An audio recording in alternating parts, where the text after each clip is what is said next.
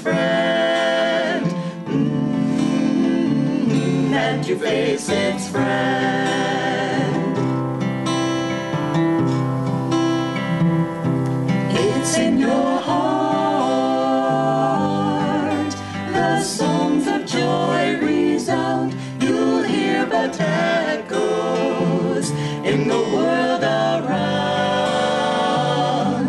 Wind on a hill sounds lonely if you're sad, free if you're free, cheerful if you're glad,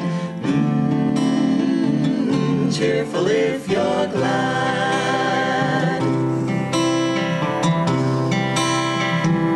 Friends, come with me, we'll chant of battles won, shots not of anger, joy will be our gun.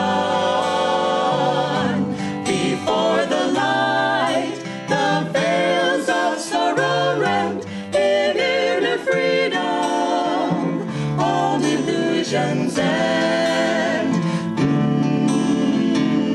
All illusions end. I'd like to welcome you all to Ananda. My name is Ananda. This is my wife Maria. We're very glad you could join us. We have guests from the Expanding Light. We have online part of our family.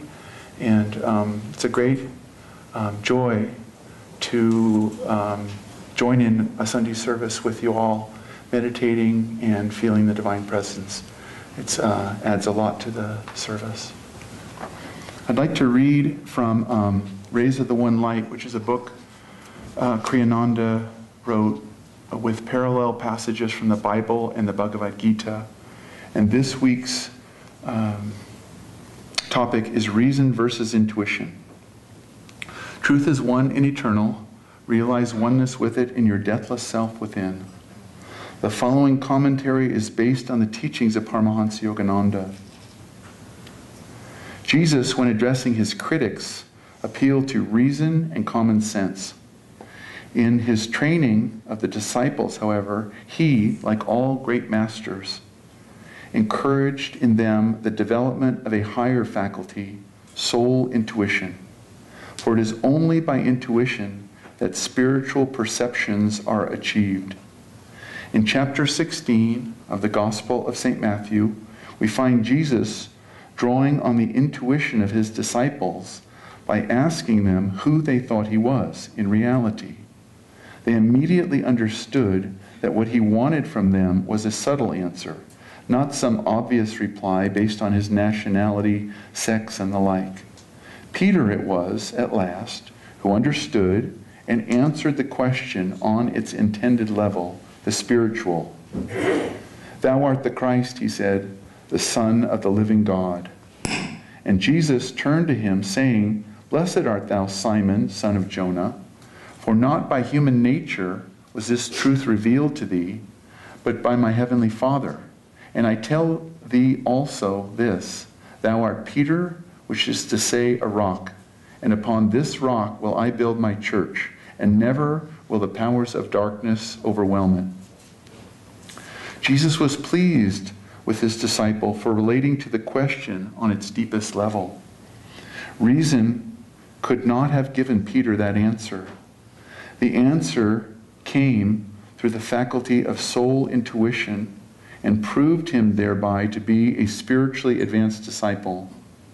It was his intuitive perception, that insight which cannot be shaken by tempests of reasonable doubt, that Jesus praised in referring to him as a rock. The church he referred to next was the edifice of cosmic consciousness. Any outer church institution would have to depend, as in fact the Christian churches have always done, on the level of understanding of its individual leaders and members. Peter's intuitive perceptions could never have been passed on to an outward succession of prelates. Clarity comes by direct soul perception. Confusion results from excessive dependence on reason as the guide to understanding.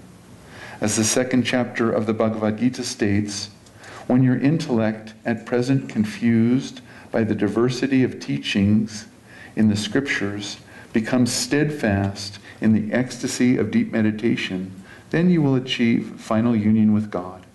Thus, through Holy Scriptures, God has spoken to mankind.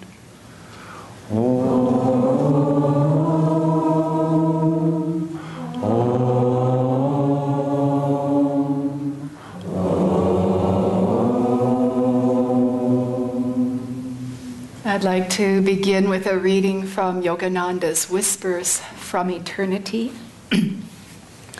And this is called the Salutation to the Great Preceptor. Bearing the bliss of Brahma, happiness supreme, wearing the image of wisdom, beyond the dispute of any qualities, free as the limitless sky, knower of all there is to be known, thou perennial, taintless one, witness of all happenings, beyond all conceptions' boundaries, uncolored by good, bad, and active qualities, my ever-awake preceptor, I bow to thee.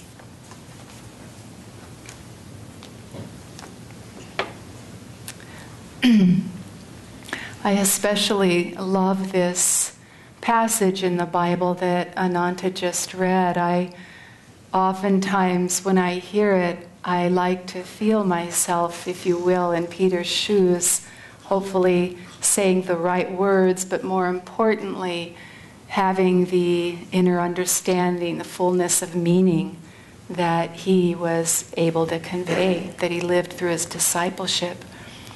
This reading highlights two very important questions for all of us.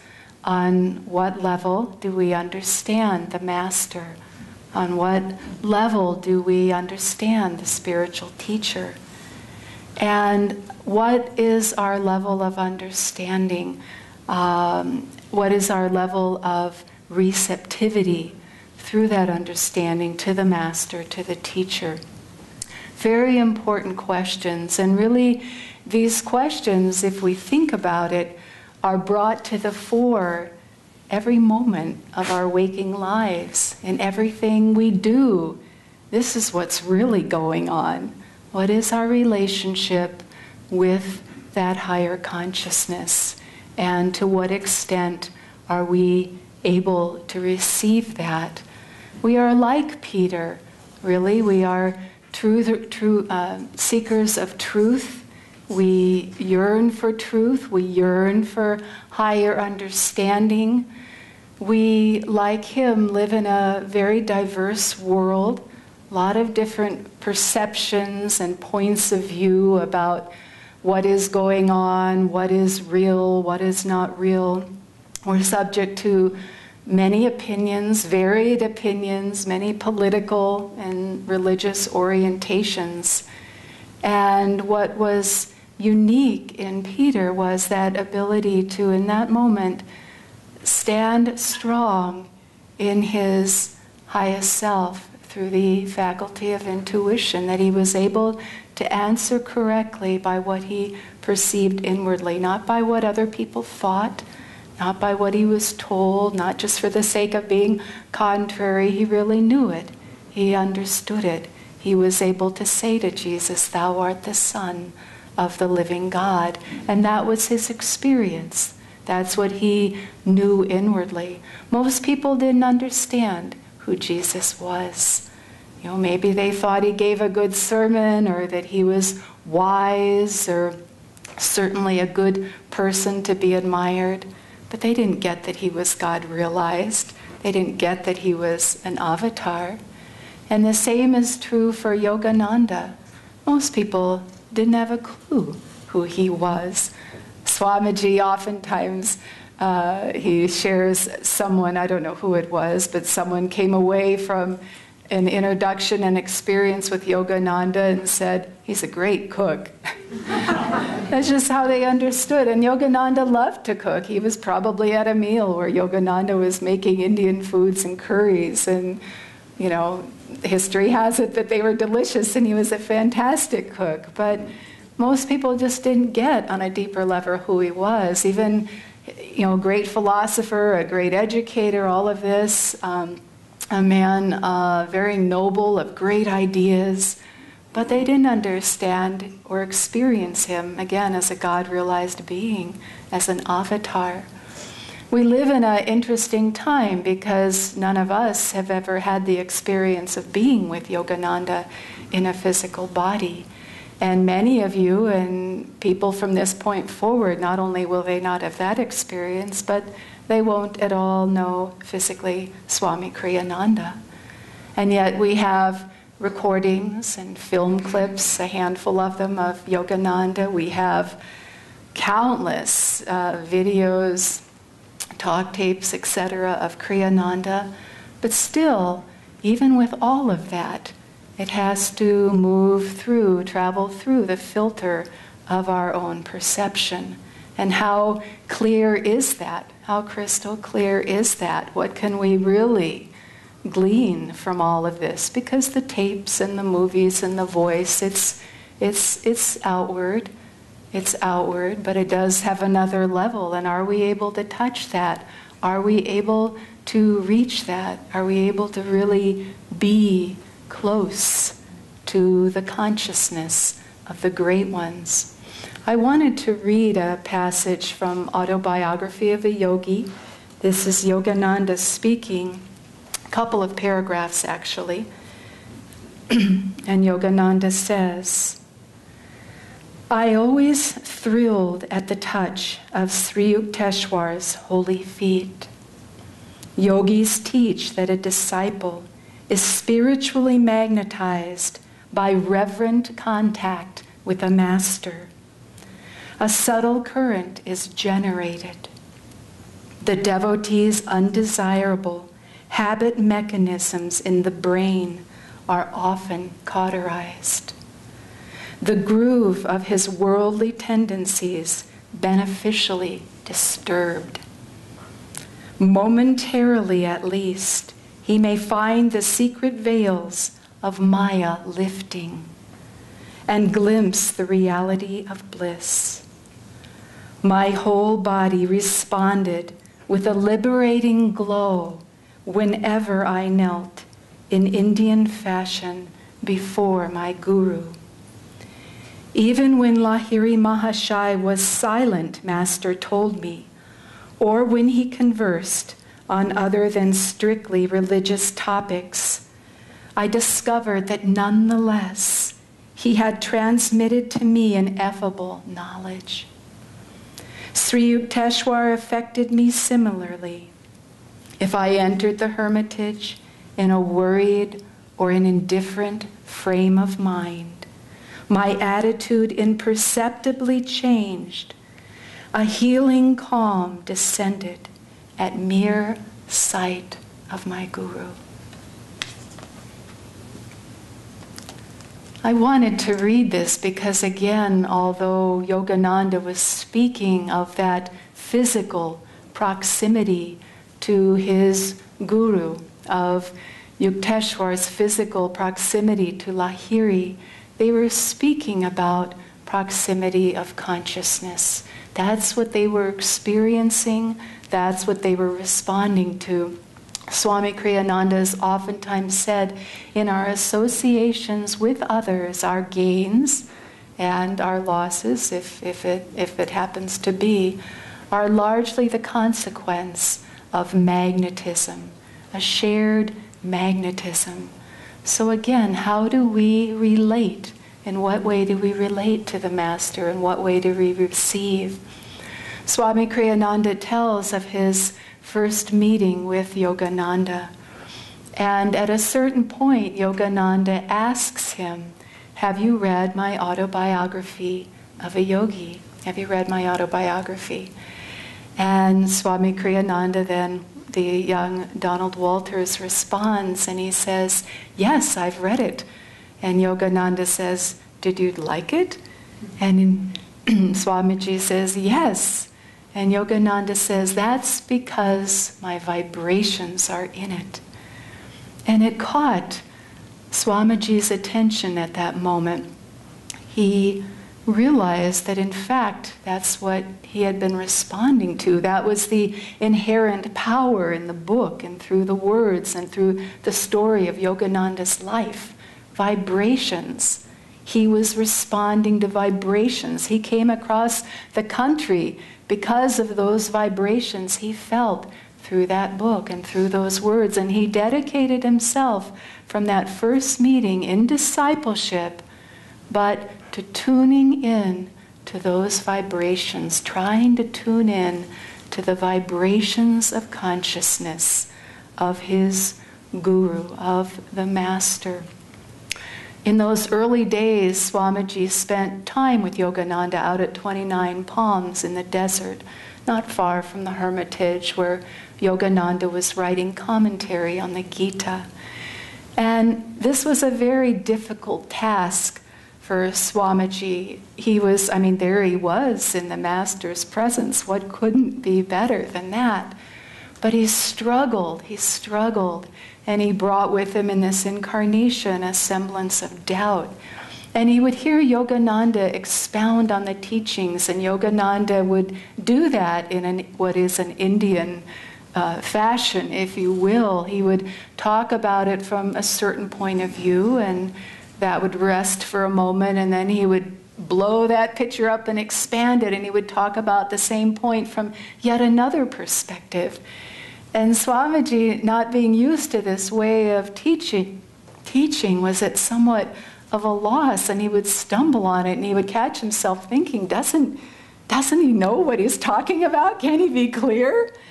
And the next day, Yogananda, when Yogananda saw him, he just kind of lowered his gaze and leveled it right at Kriyananda's eyes, and he said, "Don't doubt God." And Swamiji, Walters, he said, "Sir, I don't doubt God," and just nothing more. But he started to tune in. He started to tune in to that consciousness.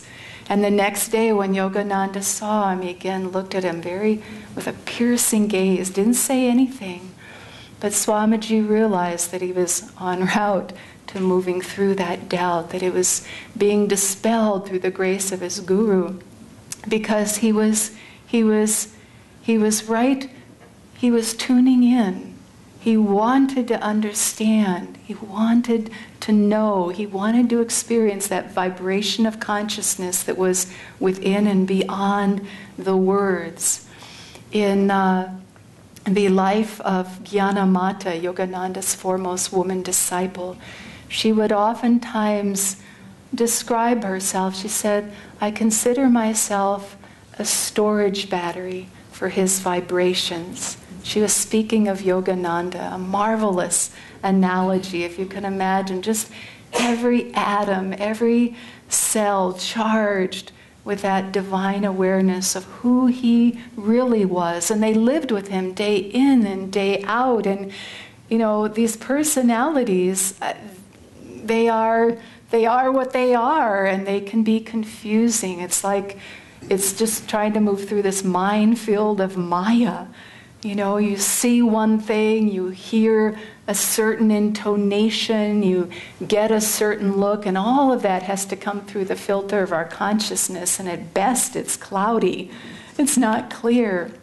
And to hold that consciousness, I'm a storage battery for his vibration, for his consciousness, to think of ourselves in that way, not as the outward physical form, not as the physical incarnation with certain problems and certain ideas and certain things that we've come into this life with or garnered from this life, but we're a storage battery for higher consciousness. We're a storage battery for the consciousness of our guru as much as we want to be.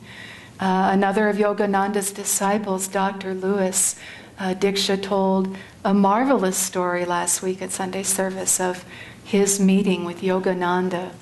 But there was a part at the end, it wasn't so relevant perhaps to the topic, but it is now.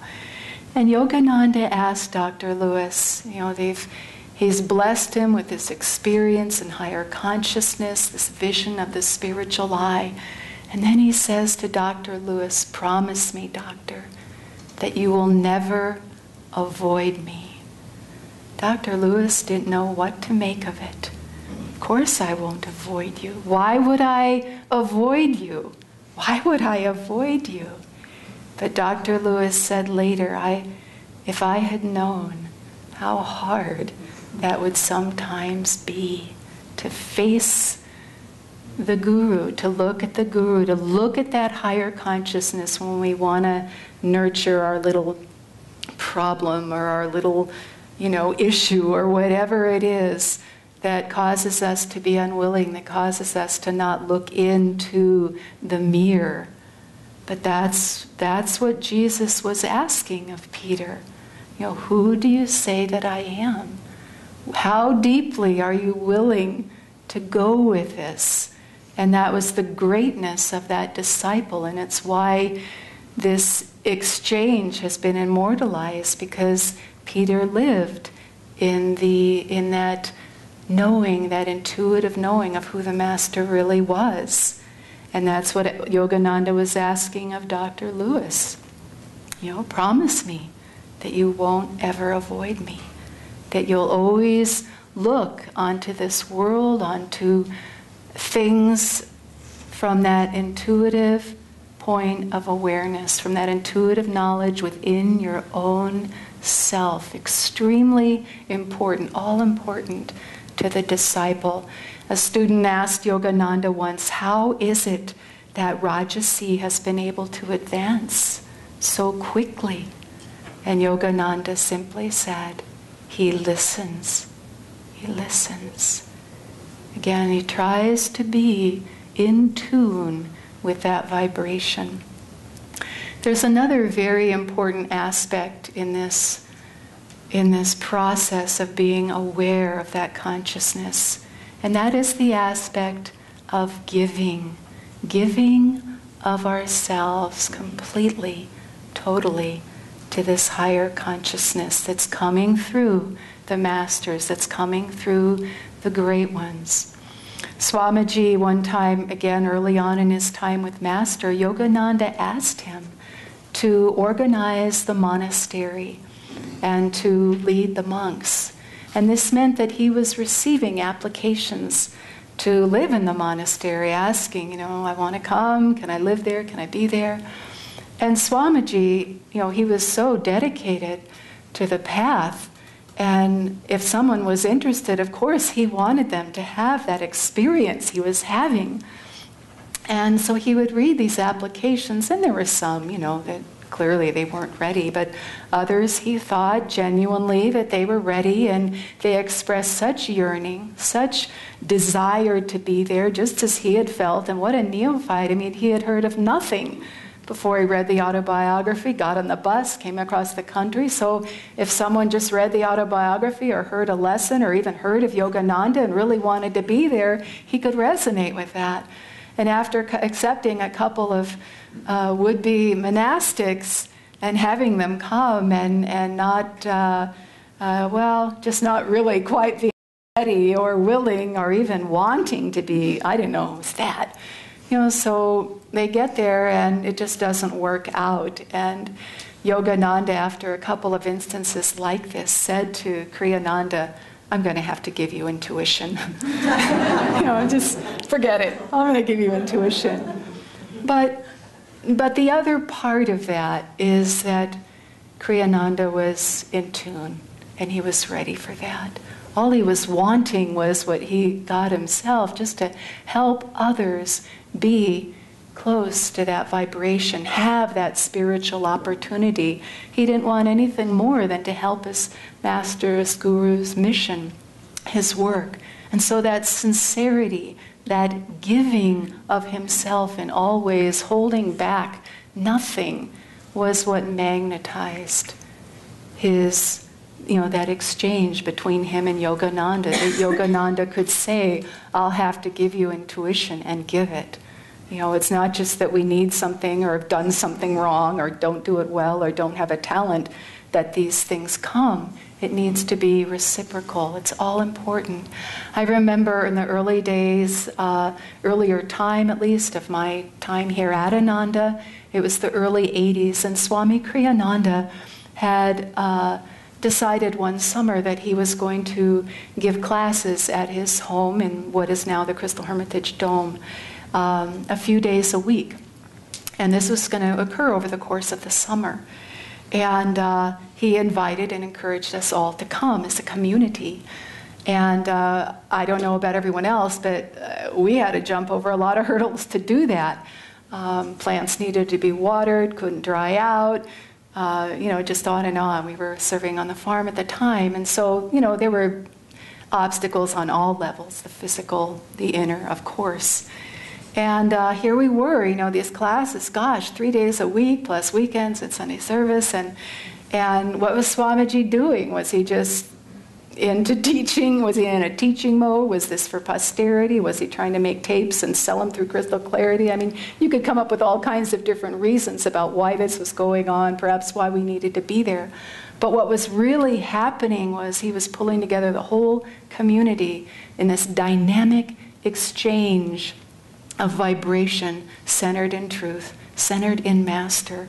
And it was incredibly profound, what it did for the community, what it did for us as a spiritual family, this reciprocal exchange. We can't understand the consciousness of Swamiji, our spiritual teacher, of the masters, of any of our gurus, unless we bring to that instance all the energy that we can bring to bear and hope that maybe we get up to that level on which they resonate upon. And we will. I mean, just putting out that energy, they're there for us. They'll lift us the rest of that way. When Ananda and I were in Sacramento for many years as colony leaders there, Swamiji came down to bless the expansion of the East-West bookstore that we had there at the time. It's no longer in existence, but it was for about 12 years. And he came down to give a blessing and give the service for Palm Sunday. And our center at the time was not going to hold the capacity of all that we hoped would come. And we held it in the courtyard adjacent to the bookstore. And there were 350 people plus. It was packed. And I remember sitting there in the front row because we were the assistant blessers, and Swamiji was giving the service, and he was talking about Palm Sunday. And I was very conscious of two very distinct levels of reality going on simultaneously. And it was Swamiji giving this incredible talk about the meaning of Palm Sunday, and one part of me was going, I hope someone's recording this. I hope the recording is working, because that was always a question. We were outdoors, and it was really windy, and the vase flew over and crashed and broke on the ground, and I mean, just all this, outer commotion. And I just feeling like, I want to write it down. And then there was this whole nother level of reality that was electric. The atmosphere was just electrified. It was vibrating everywhere intensely. And it didn't have anything to do with what he was saying. It didn't matter if you heard it or not. If you were just there energetically giving to that situation, it was incredible. And I've experienced that a number of times. I've seen it with Jyotish and Devi. I remember a talk that they gave here in the early 90s. Again, we were in Sacramento. And we were giving classes. We couldn't come up. It was a series on how to build community. And they were talking about right attitude. So we didn't get to come. I'm listening to it on a tape, little cassette tape, a talk at a satsang. It was otherworldly. I don't know what they said, but it was the exchange of magnetism, the exchange of consciousness was such a blessing, such a grace. And so to just be present is not enough, but to be present with our energy, to give to the things that are going on. It's what you give at a service like this. I can't tell you.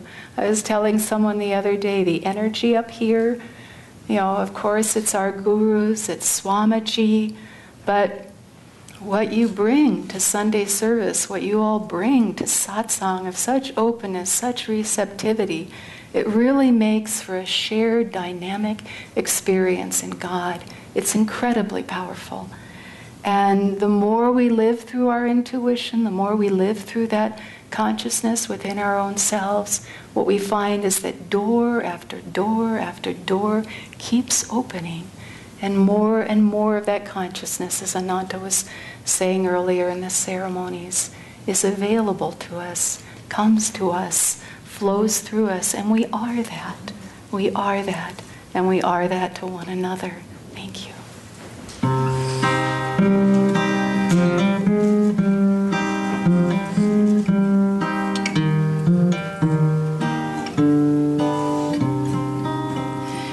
There lived a tender maid in a far-off country.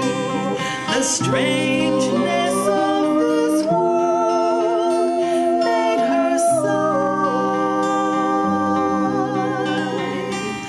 Her friends asked their fathers for money and clothes, but all she could ask was, why?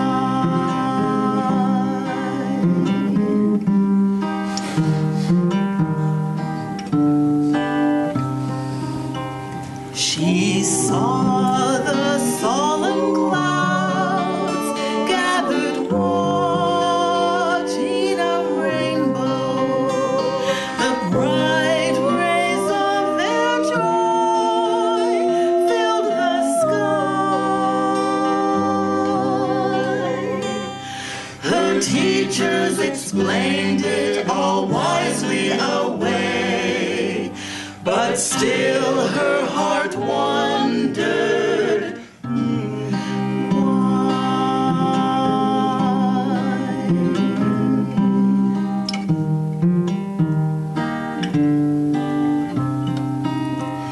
She saw the silent stars thrill the night with their gladness. They seemed some wondrous truth to imply. Her elders all slept, but the magic of light would wake her to ponder, why?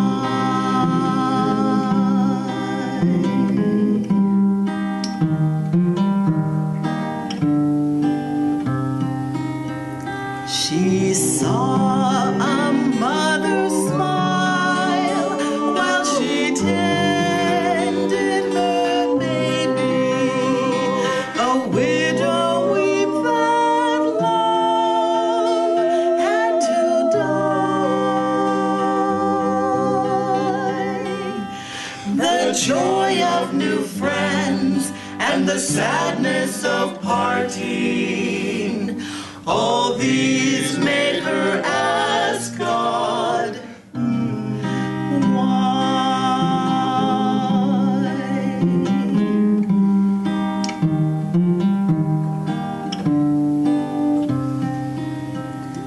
One night into her heart stole the secret of oneness, the bond not even time can untie.